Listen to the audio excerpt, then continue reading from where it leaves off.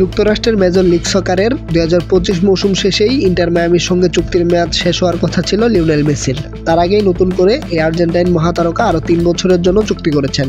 এবারও যথারীতি সর্বোচ্চ বার্ষিক বেতন পাবেন মেসি। বেসিক বেতন ও সাইনিং বোনাস হিসেবে তিনি বছরে পাবেন $2.45 মিলিয়ন বা 250,43,23,000 টাকা।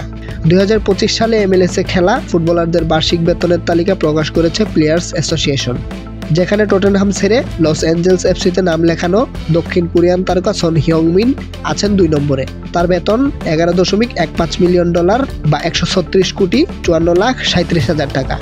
শীর্ষ 3-এর ভেতর দুজনই ইন্টার মায়ামির। মেসি বাদে আরেকজন সার্জিও বুস্কেটস আছেন 3 নম্বরে। তার বেতন $8.78 মিলিয়ন বা 107,52,06,000 টাকা। যদিও স্প্যানিশ কিংবদন্তি বুস্কেটস চলতি মৌসুম শেষেই অবসরের ঘোষণা দিয়েছেন। মায়ামির হয়ে খেলা স্পেন ও বার্সেলোনার সাবেক ডিফেন্ডার জর্দি আলবাও আছেন শীর্ষ 10-এ। তিনিও MLS-এর মৌসুম শেষ হলে পেশাদার ফুটবলকে বিদায় জানাবেন।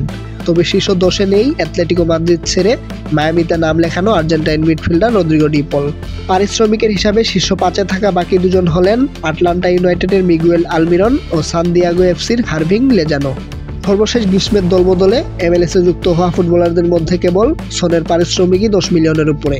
2-এ থাকা মায়ামি তারকা রদ্রিগো ডি পলের বেতন $3.67 মিলিয়ন বা প্রায় 45 কোটি টাকা।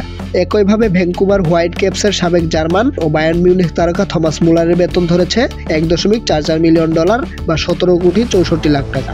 MLS-এর দলভিত্তিক পারিশ্রমিকের ব্যয়ের হিসাবে সবচেয়ে বেশি খরচ ইন্টার মায়ামির।